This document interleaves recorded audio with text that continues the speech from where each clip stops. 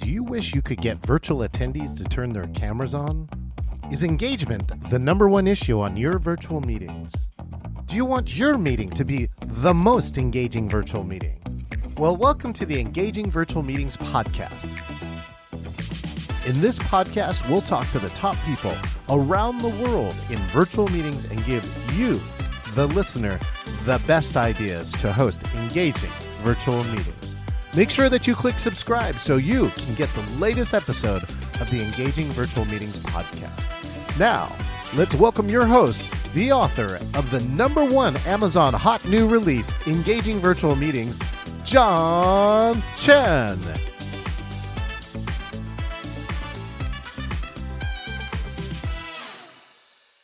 All right, happy Thanksgiving for all those who have finished. We were just trying to finish our last bits of turkey around here, and we hope that, of course, you got to share time with your family. If you're watching on one of our 15 live streams, make sure and do a favor, subscribe, share, like, comment, and we'll be watching. We even give shout outs for the comments that we have here. In addition, if you haven't yet, you can subscribe to this podcast at www.engagingvirtualmeetings.online, engagingvirtualmeetings.online, releasing new new episodes every Wednesday. And last but not least, I just posted this, engagingvirtualmeetings.com/CON will get you a ticket to the Engaging Conference. The dates are set October 1st through the 3rd, October 2024. It's the first time we're going to go hybrid. We're going to have a hybrid audience, a virtual audience, and then our good friends in the YouTube audience. So excited for that. So excited for this amazing episode that we have here. This gentleman I met here at NSA, or National Speakers Association's Las Vegas chapter, and he was loved what we were doing, and I love what he has been doing and all that he has to share today. Let's welcome our one and only Dr. Jeffrey Magee. Thank you, sir. All right, Doctor, how are you doing today? Doing great. I'm excited to be with you, John. Thank you for what you're doing. You are definitely at the front end of a massive amount of energy playing in this virtual world. I can't wait to dive into this already. So, Jeffrey, you're already telling me today, like, how many virtual meetings did you already clock today? It's like 340 today. I had my first webinar was at 6 a.m. Pacific. My last webinar was at 12:30 Pacific, hitting the East Coast. And I had, 5 Zoom coaching calls in between around the country and multiple sales calls. So again, when you're not on the road, virtual is absolutely the greatest introduction and invention ever gained. You should never. And like myself too, Dr. Magee has been here a while. So let's do this. Jeffrey, which one do you prefer? I should ask, right? Which one? The doc, Jeffrey Magee. My dad is a doctor. He's a medical doctor. I just give people headaches as a psychologist. He actually gives you fixes. Yeah, I love it. Yeah, you've already done the doctor, so Jeffrey's fine, John. Thank you for even asking. I appreciate you. All right, so Jeff, for my friends who don't know you yet, why don't you take a moment and introduce who you are and what you do in the world? I appreciate that. So let's do this very quickly because everyone always gets bored to tears when self-introductions kick in. Businessman, entrepreneur, worked for Fortune 100 companies, worked my way through the cycle from employee to manager to supervisor to vice president to president to the C-suite. I've owned businesses that have been very successful. I've had businesses that have imploded. And I'm in the leadership and sales space. I work with billion-dollar companies all over the country. I've developed 2 vertical market product lines. One's in leadership, one's in sales. I don't do one-time speaking engagements. I've created a year-long series. So I get in and really roll up my sleeves and work with the CEO, their executive team, and wherever they need me to go. And within that, our conversation today is a major part of how you engage a client in a market space to stay connected, because you can't always be in their face. And sometimes the virtual can be the main delivery, or it's a very powerful reinforcement.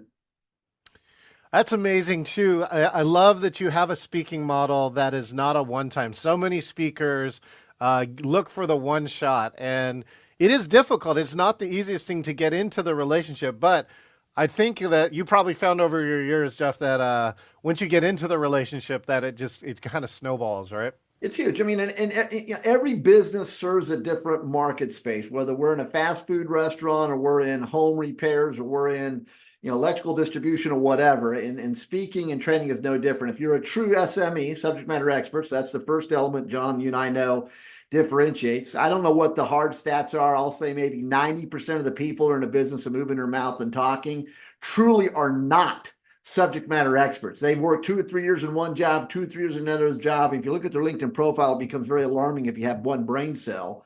These are people that are perfected getting a job, have no clue what they're talking about, but they sound prettier than you and I. They're better at self-marketing than you and I, and they get the stage, but they don't get to come back. I'd prefer to roll up my sleeves and work with a client on the long term and help them to become more successful, given what I've learned works and doesn't work and what I glean from other clients globally that I serve. Some people prefer the big stage, one-time speaking engagement, and that's great as well if they have great content and they actually but I'm not that addict. I'd rather get in and roll my sleeves up with a client. And again, that's what I've done. I was an owner in a large training company for many years that served CPAs and attorneys. And so that's a huge market space. They have to maintain that certification. It renews every year. It's a $1 billion industry, ready-made market. And virtual is another key component. We would do live seminars and record those, put them on the archive library and resell those as self-study. And how to engage that audience, whether it's a small group or dozens and hundreds on the screen, is an art and science. Well, here, I'll give you my short history of virtual, and I'd love to hear a little bit more. We were experimenting with things like we were on Prodigy, it's now like 37 years ago. I think early on, 1999, I was hosting a real program on WebEx when I think it was like 128 pixels. It was like a very small, like 6, 7 frames a second. Moved to our good friend Skype, where I got to bring in people hybrid into a virtual program in hybrid as early as 2000. So the technology was there. It's just that people weren't there. And then, of course, exactly right. We've been experimenting in virtual team building for years, which led up to, of course, our good friend March of 2020. So Jeff, I'd love to hear, you were already using all these virtual tools to your benefit throughout the years. I'd love to hear what were some of the tools and, of course, what were some of the top learnings you got along the way? You hit a couple of Prodigy, WebEx were some of the early guys. Again, Skype was also an early player, and you and I were talking offline, kind of the history chronology of this for main users like you and I, most of the people that will be watching this program. That again, if we had that crystal ball, 9/11 was really the first major push for common use of video platforms for meetings, for training, for against client connectivity. And if we were smart, we would have bought stock in Skype because that was the big guy back then. And then things kind of leveled off in early 2000s. Then you had the market recession of 8, 9, and 10, and that gave another big boost. Microsoft Teams and WebEx came back to life. Again, would have been good to buy stock then, but 17, 18, 19, everyone slowed down, got complacent. Then you had COVID in 2020, and that really changed the planet to make what we're doing here commonplace now. And how to engage and recognize if you're presenting to a group, you have to bring more energy to the conversation than you would do if you're live. Everyone's video platforms need to be live. You can't let anyone cop out and say, well, I'm doing something else. Bullcrap, get on here. I mean, you wouldn't walk in a meeting, turn your back to your boss and talk to the wall. You've got to have the cameras activated. People see each other. That becomes more interactive, more conversation. You can see people like yourself head nodding yes, no, buying in, or being passive aggressive. You can draw upon people. You don't have to do all the talking. I can ask, if there's a dozen people or more here, I can ask them questions, get them engaged. You can do more quick breakouts, pair people off into rooms, as they say, and let them work on an activity, come back and debrief. I mean, video platforming is powerful. Matter of fact, I do full day training programs at the executive level. And right when COVID hit, I had a client in Wisconsin, 40 executives. I would fly to Wisconsin one day a month and do a full day leadership program. And the CEO didn't want to, hit pause. So he said, can we do something else? And I said, absolutely, we can do this on video platform. I can host it. You can host it. And the chairman of the board jumped in, and he was very not impressed with video. And he was very concerned it was not going to be a good experience because he just hadn't had a good experience, basically. Right. At the end of that session, I asked a question which could have been suicidal. So I went to him and I said, Jim, let me ask you the question. As chairman of the board, what's your feedback on today's program? And he said, this is probably the most productive, interactive conversation I've seen with these leaders in my life. I don't know if we ever want to bring you back live. We'll just keep paying you to do this virtual. So if you do it right, it works, but it takes a lot more energy from you. And you don't have to use all of the bells and whistles in virtual. You can, and if you're good at doing it, hey, hats off to you. Um, Again, it's engaging and it's helping people where they are to move to where they need to be, whether you do that live, face to face on site, or live virtual. Well, let's talk about your preference of cameras on, right? I mean, I'm a big advocate of it too. It just seems like such a waste to have billions of dollars of technology for the ability to do this, to see, and so many complain about black boxes. Like all I got is a wall of black boxes. So Jeff, I don't know if you like set like some group standards or something else. What do you do to, to get your cameras on? It's a question a lot of people ask me. Great question. So again, it's just like if you're going to go live on site for a keynote, a convention, training program, the experts are going to have a pre-call with whoever the senior most person is at the other end. And meeting planner may or may not be it. I mean, the senior most person is going to be in that room, or you need it. So for example, to get to your question, years ago, I recognized if I'm going to do senior level leadership, I'm not doing the program if the CEO isn't in the room. If she or he's not there, does me no good to do the program because everyone's already halfway tuning me out. Oh, the boss isn't here. So how good can this really be? So I set the tone that way. So with virtual, it's the same thing. If I'm going to do a virtual program, I will have, one, I'm already going to have advocates embedded that I connect with, they connect with me, and so we like each other. So that's some of your pre-work. You get them excited up.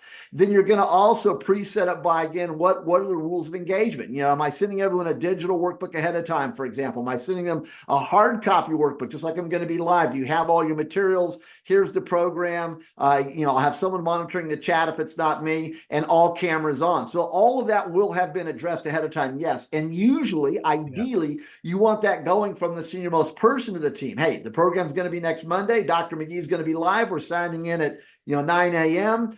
Here's where we're going. I want all cameras on. And as soon as we jump on, all you need is that senior most person just one time to make a comment. Looks like I got 5 black boxes there. We need those on. Then it's not you, it's them saying it, and everyone gets the clue. When you're publicly outed like that, it's amazing how cameras come on next time. And that the other beauty is, hey, would you wear crappy clothes or half naked to walk into your brick and mortar office building? No. Would you be in your brick and mortar office building on time? Yes. So the other beauty of working virtually is if you're professional, that's also a huge clue right there. If you dress up professionally to walk down the freaking hallway to go to your office in one of your extra bedrooms, then you're more inclined to actually be professional. But if you're wearing slippers and boxer shorts and all the other crap we saw during COVID, then I'm sorry, as a shrink, your head's not in the game. And I'll go up against you anytime because I know I will win. You might win 1 out of 9,000 times, but I'm going to win the other 8,999. So set the rules of engagement. Don't give anyone a pass.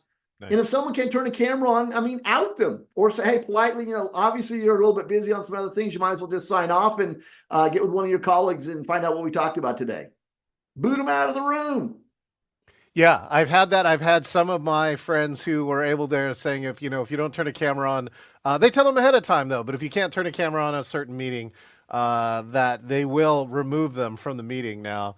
So, it's a really key piece. That the pre-meeting is so important to set the standard, get your allies, get the people who have, either the authority or the influence to get to people. And I think one of our favorite sayings, Jeff, has been, no one wears a paper bag to an in-person meeting. So why is your camera off, for crying out loud? Right? All of those are correct. And I just think there may be some people that are bashful, get over it. But I have found, if you're working in an office environment, why is the camera not on? That to me is a huge flashing question mark. If you're working from home, why is the camera not on? Well, I know sometimes why it's not on at home. And guess what? You just got busted.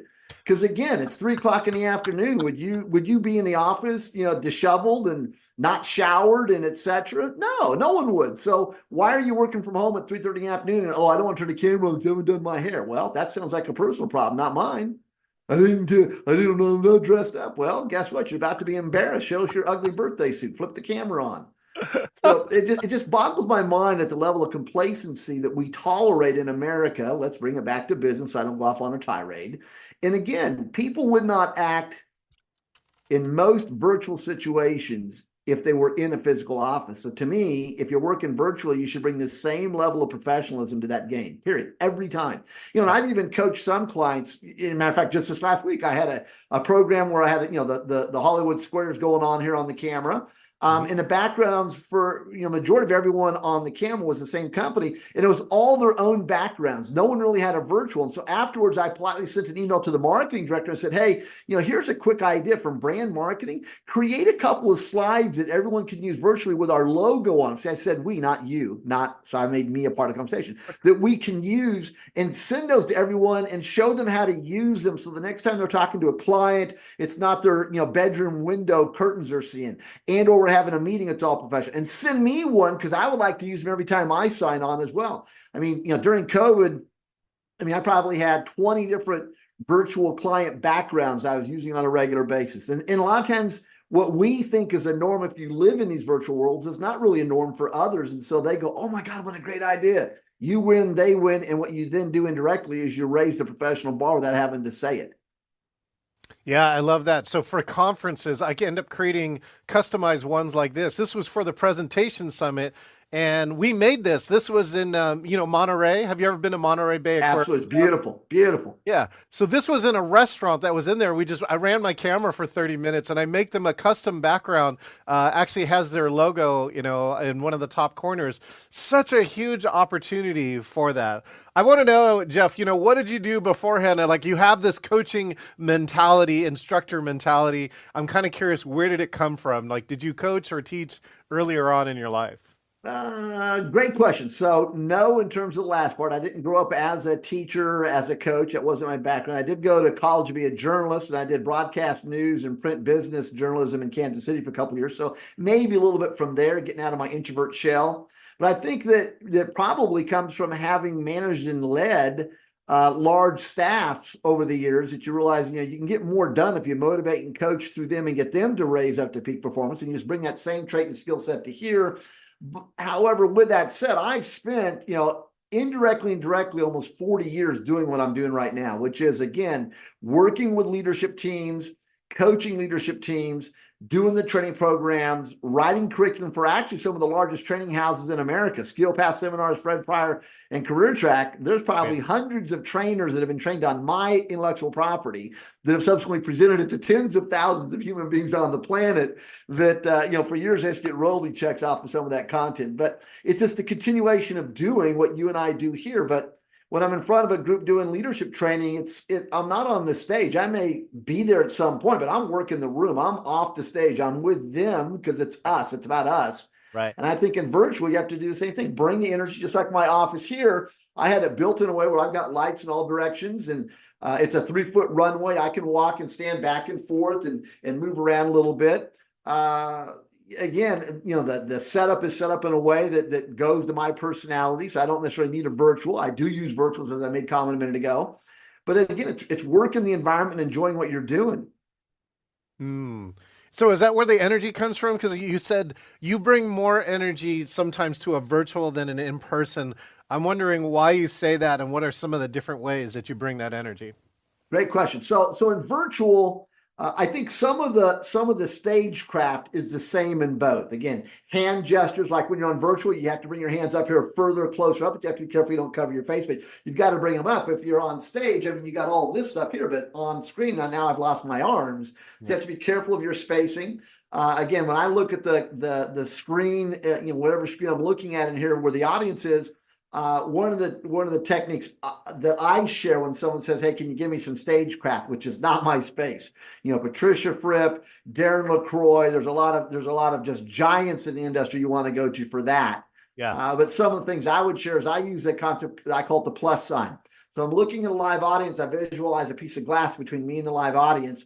Vertical line down the middle, horizontal line to the middle. Now I've got 4 quadrants, which tells me work the people I see in each of these quadrants. Now I'm not just fixated on one side of the room. Well, when I come to my screen, I want to do the same thing. Again, I'm going to have my favorite familiar face. Oh, there's John. Problem is, if you have a familiar face, next thing you know, it's like you're talking to John, and the other 900 people don't even know that, hey, I could sign off. They'd have no clue. If I keep the plus sign, I'm working people in those 4 spaces. That keeps people on their feet. I'm calling on people. If I see someone that looks like they're distracted, one of your techniques that you taught just the other day. So let me give a John Chin, yell out. If someone starts to look distracted, don't put them on the spot. See, I've seen that done and it backfires. Just make a comment. Say, John, one of the things we were talking about last week that's really important, boom. And now you share that with everyone, tied into the content in your head. And John goes, oh, back, I need to pay attention. I mean, great techniques. And that's what it's about. You have to be more on guard with what you do virtual. Yeah. And that's why I think you have to bring more energy to it. Because again, you have to keep people pulled in. Pace. People have different paces. For me, I've learned one of my secrets is if I talk a little faster, not too fast, because I'm talking relatively slow right now. If I talk faster, that will bring people into the audience. They got to pay attention. If they daydream and leave, boom, they're gone. They got no idea where I am. Yeah, so I love all the different ways that you show the energy. Have you ever heard of the research done for, what is it? It's the neuroscience of virtual selling on LinkedIn. Have you seen this program? Some of it, absolutely. Talk about it. This is huge for our viewers to cue in on. Right, because you said you talked to sales team, and so I thought the number one point they came around, like these hand gestures that we use with a lot of our either stagecraft or as part of speaking, emphatics, is so important. They said that in the research, they found that people were, if you didn't use them, people were 20% less likely to trust you or buy from you if they don't ever see your hands during a presentation. Amazing.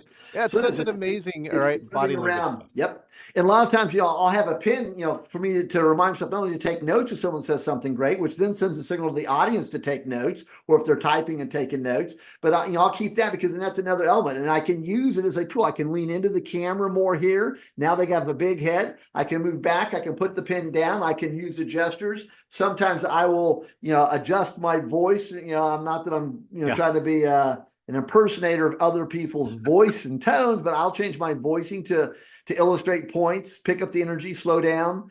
Sometimes, I'll have my cup of coffee and I'll use that as a prop to take a drink, but I use it really to slow down is why I'm using that. Take that pause. Yeah.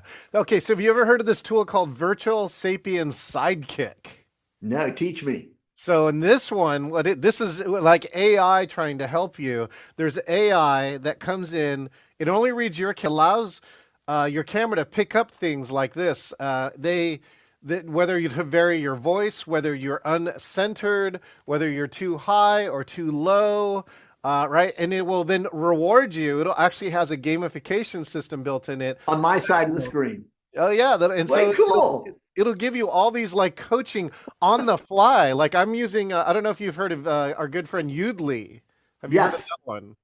Yes. So and there's a lot of people that do virtual that use a lot of those tools, Mentimeter and, again, my mind's blank, but there's a lot of tools people use to engage that audience. And some of those I use, some of them I don't because of the context of what I'm presenting and the audience built. Some of that would be hokey for me to use. But again, it's a lot of power tools. But I love the one that can become a coach in a box on my side of the screen to help me to be more engaged in case I start to bore myself. Yeah, Udly will tell you when you're monologuing. And I think one of the number one things that it did for me is that it helped me recognize how many times I was using the word right? And it sounds easy, but when you're cruising along, all right, I was using it more. And so over the course of 3 months, I was actually able to move it from number 1 to number 5. Right. I mean, that is a pet peeve I have is the because they can become very distracting and people start to make it a mathematical game at the listening side, putting check marks on a sheet. Well, yeah. So let me tell you, what was your best thing that's happened on virtual in the last 3 years? It could have been like emotional. It could have been like energetic. I don't know. Is there something like that for you? I think, for me, there's one, I think, common thread that I have found that using the virtual video platform, and I had that experience even today, is that when you have a larger group, so whatever that number might mean for you, I'm not talking larger meaning hundreds and hundreds, because that's unmanageable for my next point, but you have a larger group of 10, 20, 30, 40, 50-ish. It gives people a chance to see what's going on in their own background. Like, oh, wow, I mean, look at that. I didn't realize you collected guitars or, nice hat collection or, Yeah. nice sports memorabilia, or wow, what a phenomenal fireplace you've got in the background. And what that does, it humanizes the audience to each other, and that builds even a bigger bond between people. So I've noticed that happen a lot. And again, that was a thread that even happened this morning. And it gives you a chance as a presenter just to shut up and let them talk, let them engage, because that will typically bring in a third or fourth person's voice. Now you have some fun going on, or some razzing going on between each other, and it makes it more teaming. And then you can see exactly where do you jump into that that rope race. I think one of the best backgrounds that I saw, a gentleman had, and it looked like one of those disasters. It was looked like messy. But then if we look really, really closely, there were all these really cool things in there. For instance, he had all these Porsche magazines, right? I own a Porsche, and so I saw those. Another one was he had airline or airplane, like Cessna magazines. And so inside of this really messy background, there was actually a lot of detail inside of Way it cool. that you could pick out. And yeah, so we end up, striking up a conversation around it. And I do think that that's one of the things You for hit it. to look at, right? Is fake the Connection. background, even if it's an in-person background, put something in there that's personal to you, and you'll find out those who are paying attention. And Absolutely. Again, it is about connectivity, and you shouldn't let virtual intimidate you, scare you. You shouldn't make it cold. Again, if you would have a one-on-one meeting and you want to make it great and it's live, if you were going to have a training program or a speaking engagement or even virtual keynotes, those became the norm. At the height of COVID, people started realizing, hey, we can't not meet, and people started realizing how to put together virtual conferences. You did a lot of those big ones as well. So hey, for the viewers, if you're trying to figure out how to do a great virtual meeting and conference, you better be investing in John. Get on his schedule, get him on your schedule. But it became the norm. So again, it's a tool in the toolbox. It's not the ultimate solution. It doesn't right, work every time. It's not the right solution every time. It's just another tool. And if you use it smartly, you should make it a great experience, just like you would any other event you're making. yeah, that's really one of the keys. Is like in our conferences that we run, our goal is to make it engaging, and that's where people decide on their own to turn on the camera, not because we tell them. They're involved, they're engaged, and most importantly, most of the speakers we bring in, they want to hear from the audience. They don't want to hear themselves talk. They want to hear the highlights from the others. So that leads me to this, Jeff. Tell me, when you're in a meeting as the attendee, not the speaker, what has to happen for you to be engaged inside of that virtual meeting? Wow, that's a great one. So one, I'm old school. I have all kinds of technology in my life, so I'm not anti-technology, but I'm old school. I always mind map, take physical notes when I am playing student, whether it's virtual as I did with you the other night. As a matter of fact, I had my glass of wine and I'm on here and I'm still dressed up in my professional dress shirt because it's a professional event. I owe you that respect to not come in my slippers and sweatshirt, but I'm taking notes. And so then from the notes, I start to answer your question. One, am I getting actionable ideas? Am I getting actionable strategies? Am I getting actionable techniques or tactics? And if I'm not, then either I need to check am I really paying attention? Yes, okay. Then I need to check, can I insert a question to get inside that presenter's mind to let them go deeper to provide value to me? And if they can provide value to me, I'm going to be selfish. If they can provide value to me, I know they're going to provide value to everyone else around me. I don't want my time wasted. So that's one. Two, if I go to a meeting that, let's say, is 1 hour long or more, if I leave with one sheet of notes, that meeting sucked. It sucked. I mean, if your mouth is going to move for an hour and I only get one legal pad of notes from you, I'm sorry, I'm tracking way too much, because what I'm doing is I'm listening to what you say and I'm doing several things. And people have seen me in regular meetings like National Speakers Association be one. There's other groups, but we'll use that one because that was part of your introduction. Yeah. They know that I take notes. When that sheet's full, I grab my camera, I shoot a picture of it, and I send it to me, and I go to the next page. But I also take those notes because sometimes I have colleagues that may be missing something that's being said, so now I can share those notes with people. That's one thing I try to do to help everyone else.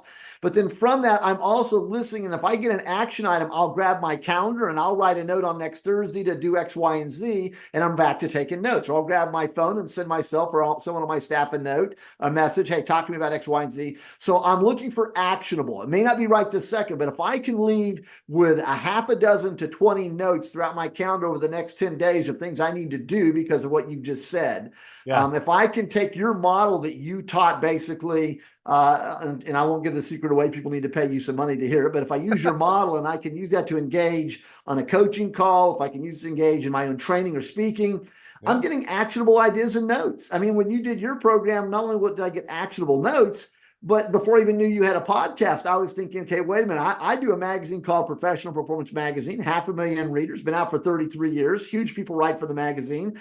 This is an SME that I know owns this topic, can write an article in my magazine for people that would be benefit to them. And I reached out to you on that. See, that's where my mind is going. While you're talking, I'm thinking about not only the now, but how do I use this in multiple platforms and multiple disciplines once we leave? That's how I look at it going into these meetings. So if I go into a meeting and I leave with one page of notes and it's basically going to the garbage can, but it just was my way to stay focused so you think I cared, but I'm walking around going, wow, that was a waste of time, then I'm not impressed. So I'm always looking for more than one page of notes. Actionable. I love that. The actionable part is really key. You know, our good friend Bill Staten here in our NSA Northwest chapter invented something called the Top 10, where they started every meeting. Number one, they start on time. That's my other piece, Jeff. Always start on time, always end on time.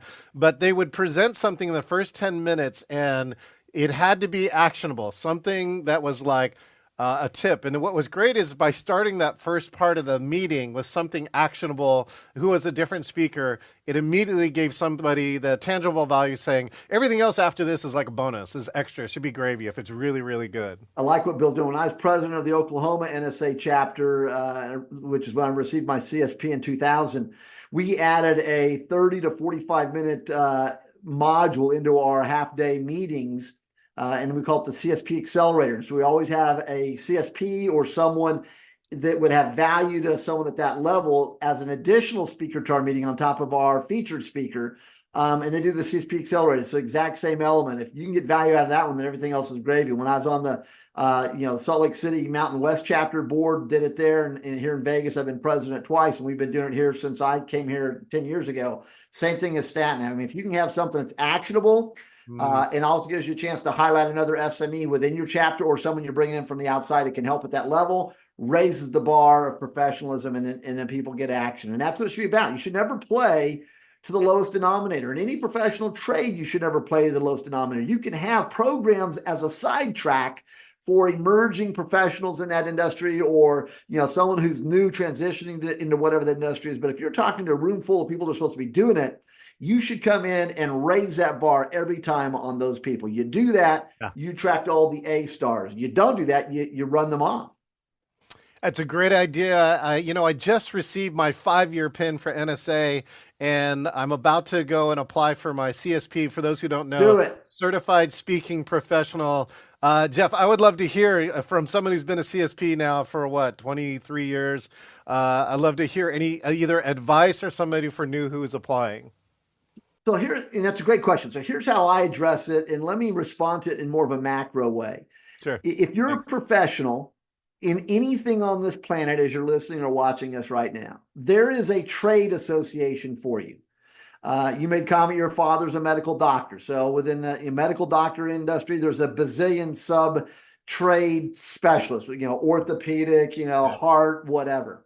If I'm an accountant, if I'm an engineer, if I'm an appraisal, if I am project management, if I am fill in the blank, if anyone is in a trade, there's a trade association for you to belong to. So you should, step one, within that trade association, they make money a couple of ways. Well, one of the ways they make money is through certifications.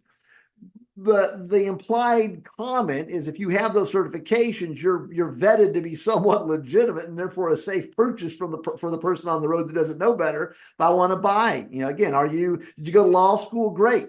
Have you passed the bar? No. Well, you suck. Shut up, sit down. You went to med school. Fantastic. Are you allowed to do medicine at any hospital in town? No. Then shut up, sit down. You studied it. That's one thing. But has anyone put a stamp on it saying, okay, we legitimize you and we will let you do this? So you should have that.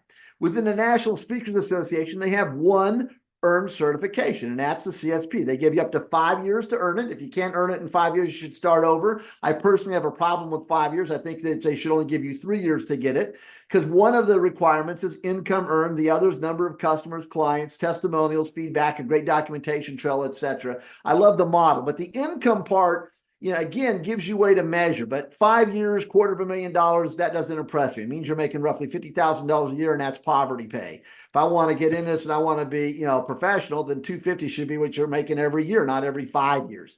So again, I'm giving you my view on it. But to me, it's a great mark of legitimacy. National Speaker Association has done a brilliant job with it. Anyone who's in this industry should be applying for it. If you've been doing this for more than 5 years, then you should be doing this. If you're new into the industry, go to their website, download the application. I tell people, whether you're ready to apply or not, the application will give you a great template of how to build your business from day one, and go from there. And then again, there's levels of CSPs. Like I just said, there's a person who takes 5 years to get it, and there's a person that could qualify every year. If they, gave you, 12 months, if you could put all the data on the table, you get it. So it's a great tool. Have I been hired or not hired because of it? That's a different question, and I actually don't know the answer. I can't say having CSP has gotten me hired, and therefore I wouldn't have got the job. But I think it's a legitimizer, it's a credential, it's professionalism, and just as you expect your doctor to maintain their license and your CPA to maintain her or his license, same in this industry. Great question. Beautiful. Thank you so much, Jeff. With that, you're a person, you've been ahead of the curve in multiple other places. I'm just curious, what do you see for the future of virtual and hybrid? Whether you think there's a future or not for hybrid, where do you think all this is going to go? Because now in the last 3 years, we saw an explosion with it. We saw a little bit of retraction from the in-person. I'm just curious, where do you think it's going to head on the virtual and the hybrid side? It's a great question. I think part of it is, it's like the new kid on the block. People are still trying to figure it out. So my first answer is everyone's still trying to figure this out. Yes. I think some businesses are going to find that this becomes a very powerful tool in their lineup of deliverables and how they serve their market space. Others are going to play with it and realize it's not right for them. So that would be my first answer. Second, I think that again, there's a lot of ways to look at this. You can spend a lot of money in production. I own interest in a television network and studio based here in Vegas. So you can go in and make things look big and pretty in studio. And sometimes I go in the studio with a green screen and I have all kinds of phenomenal background that looks like it's a bazillion-dollar production, but I don't think you have to go that far. I think, the raw video footage, kind of like, the cameraman on the street, as they say, real time. I think that's how I'd start to answer your question. I think in the future, there's going to be live programs that are live streamed, and that live stream isn't going to be edited. It's going to be like, this is just like the live experience. Go back, hit click, and watch it a year from now. It's sort of an element. NSA has a concept called the vault. Yeah. I don't know where they got the idea, but I'm going to take partial credit for it, because in the early 2000s, we did this in Oklahoma, and every national president came through our chapter. They wanted to come to Oklahoma. We were one of the biggest chapters in America at the time. And the vault didn't exist anywhere else. And we had that back in the early 2000s. And we have it in NSA Las Vegas today. And NSA nationally started it a couple years ago as well. But in the vault is another way of looking at it. Whenever anyone comes in live to our meeting, we record them. We put it raw, basically in the vault. And if you're a dues paying member, that's a value added service you have. You can go back in and see some of these phenomenal personalities. You would pay tens of thousands of dollars to spend a day with them. You can watch them in real time whenever you want to grow your portion of the business. So I think we're going to see a lot more, blended meetings. That people bring in live, but they're going to realize, hey, we should videotape them in real time, and we don't necessarily have to do a major production with this. So those that can't get here can buy a seat, and we can have it in the cloud, as they say, for later. The downside to your question, though, is this. The downside is the consumer. There's an old adage, buyer beware, and there's no way to regulate. The problem today, as we record this, is that everyone with a fingertip thinks they're a writer, author, and blogger, and everyone with a mouth thinks they're, in essence, a podcast, they're an author, they're a speaker, they're an SME. And the danger is, I'll just go 50-50. 50% of the people putting out content shouldn't be allowed to talk in public because they have no clue what they're saying. It's like your father being a doctor. I mean, again, you want to get medical advice from the right person, not the wrong one. So That's I right. think there's a lot of people out there that are going to create noise and damage, which then means it's business for you and I that actually have a clue. So the last answer to that is I would just because it's on the internet doesn't make it true and honest. And just because you read it doesn't make it a fact. So it's important to, again, kind of look at the credentials of the person whose mouth is moving. I mean, there's people that have spent their entire life as, basically fashion experts, basically image consultants that are now trying to be business psychologists, and present. And they look cute, but good luck trying to have a deep conversation with them. And there's people that, again, go back to your father being a doctor that want to do telemedicine that should never be allowed to, spell the word telemedicine. Yeah, I'm curious, Jeff, what's your short version of AI? Because AI is now at that stage, which is, the buyer beware. The one thing we tell people is that if you put your name on it, even though you used AI to generate it, you need to go and check it, right, before it goes out there. And I'm just curious what your current viewpoint is. Yeah, I Well, know it'll change. as a college student of journalism and writing, which doesn't necessarily Oh. make me right or wrong, and as someone who's written 33 books translated into 21 languages with 4 legitimate bestsellers, not someone who sold a book at 2 a.m. and they claim that they're a bestseller. 4 graduate textbooks that have went into multiple revision editions, so not once one and done. Uh, Original intellectual property. So I got to say the backdrop to give you the forward answer. I think AI is merely a tool, and utilized in the right way at the right time can complement what you're doing. The caution signs, and you hit one of them, is just because you hit click and did it doesn't mean you're done. It's just like, Yeah. college kids plagiarizing and getting away with it and they think they won. Well, the only person they really hurt was themselves, because eventually someday in the future someone's going to hire them based upon their resume to perform, and they're not going to know how to perform because they Yeah. cheated their way to where they are. Yeah. So that's one. Two, you're exactly right. If you're going to use AI and put your name to it, you might want to read the final product to make sure it's coherent and it's saying things right. Because if you are a subject matter expert and you read any AI document, you'll be able to catch the potential flaws or problems, and then you can edit that in real time. And now you've got a great document. But keep in mind, where does AI source itself from? I mean, if one of its source platforms is something called Wikipedia, enough said. Enough said. Well, we want to say a few things to these people. We want to say hi to Victoria, Sam, SJ Day, and let's see, I think we got one other who's watching us online. So thank you for those who are watching live on the show. Jeff, what was, I did have one other side question for you. Oh, let's see. No, hold on a second. Let me see if I get the right one. All right. Well, let me ask this question here that I think it'll be really one of the keys. So, Jeff, if people only remember one thing from this interview, what do you think is the one thing that you want them to remember?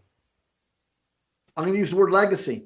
What you do is your legacy. People are going to remember you. So I could give a specific, more micro answer, but I'm going to cop out and not go there. So your legacy, if you feel comfortable on a video platform and you make it a great experience for everyone else, that's your legacy. If you truly are an SME and you can bring your A game of intellect to this video platform and share with people so you can give them actionable content that they can put into action right now so that their life becomes better, that's your legacy. If you engage people in a polite conversational way and you can let your audience shine, you don't have to say everything. You can tee up what you want the message to be given and see if someone else can help you to get there. That's your legacy. If you have a bad experience, that's your legacy. If you do all the talking and don't engage someone, that's your legacy. So I'll use the word legacy. I love that. Speaking of legacy, I love, what I wrote here while listening to you was stop watching Netflix and start watching the NSA Vault. And did you know that Dick Cavett, it's Cavett left, Cavett Roberts, the founder of sorry, NSA. Cavett left on his website a series of audios that he recorded and that they're available for free. So I thought that was another great piece from NSA is that Cavett left a legacy. What legacy do you think you want to leave before you're done, Jeff? Yeah, again, I'm going to go back to legacy. My legacy is, again, how to help people to recognize they are human capital. The most precious capital on the planet is you as a human being. Again, in business, we spent too many decades looking at capital as fixed assets, brick and mortar, equipment, vehicles, etc. Cash on hand. But the reality is, whatever you have, the competition can get. Whatever the competition has, you can get, except the human capital. So the people in your universe are not in someone else's. The people you hire are not working for someone else. And when you look in the mirror, again, as a virtual presenter, whether you work in any major corporation or small business, if you're using this video platform with your team and your staff, how do you bring your A game to this group so that they are impressed with you and it motivates them to raise their own performance bar to be better? And again, it's about human capital. And so I've kind of made that my focal point in the books I write, the magazine I publish, the people that contribute to it. It's how do you develop that human capital? You talked about Cabot Roberts, one of the members of our NSA chapter here in Las Vegas, Marilyn Sherman. And if you're not familiar with that name, you better be tracking everybody. She's the front row goddess and woman. But, every time we have a gathering at her house, of the chapter leaders or have a dinner or something, she a lot of times has on her TV a video playing of one of Cabot's, speeches and stuff. So, It's out there in YouTubeville, and it's phenomenal. It's about giving. My magazine Performance, before Zig Ziglar passed away, and he was a mentor of mine, wrote the foreword to several books. He gifted to me 70 articles that had never been published. So the last article in my magazine for years is always an article from Zig, and I will grab out of the archive list he sent me. I have never, ever had to put a publisher's comment before his article to put it into context. He had such vision. What he wrote 20 years ago still is in context today. So legacy, action, human capital. Well, you'll appreciate this too. Talk about legacy. I actually took the energy and effort to go to Jim Rohn's memorial, and that was like the legends. Legacy. That was worth it. So, speaking of legacy, Jeff, thank you so much for sharing your human capital with us today. Here, I got one message for you. Are you ready for it? I'm ready, sir. Thank you for attending the performance, and a special thanks to all those who helped with the show. I love you, Jeff. John, you're great. Thank you so much. I look forward to seeing you next time, and hopefully I'll come see you in Las Vegas. Please, anytime. Open door. Cheers. All right. Thank you so much. You've been hanging out with Dr. Jeffrey Magee here in Las Vegas, telling you to get off Netflix and start watching some amazing stuff like In the Vault of many of the places like National Speakers Association. I hope you loved this episode. If you did, make sure and subscribe, hit the bell, share, like, comment. We know that you're here. You can also, again, subscribe to the podcast here at engagingvirtualmeetings.online. You can subscribe on one of your 13 favorite podcast locations. And just like Jeff did, I got to meet him here in Las Vegas, and I said, hey, do you want to be the next person? You just go to this website, engagingvirtualmeetings.com/meet, select interview, select your best hour of the day, and you could be the next guest here on the Engaging Virtual Meetings podcast. We hope you enjoyed the energy and the legacy of Dr. Jeffrey Magee, and we'll see you next time. This is John Chen, the author of the Amazon #1 hot new release, Engaging Virtual Meetings. I personally want to say thank you for listening to the Engaging Virtual Meetings podcast. It is my passion to help you eliminate bad virtual meetings. Make sure that you click subscribe so that you can get the latest episode of the Engaging Virtual Meetings podcast with all of the latest ideas. Hey, I want to meet you. If you want to talk about a virtual meeting challenge, or if you want to be the next guest on the Engaging Virtual Meetings podcast, just go to engagingvirtualmeetings.com/meet. That's engagingvirtualmeetings.com/meet, MEET, and find your best time to meet up. Thank you, and I look forward to engaging with you online.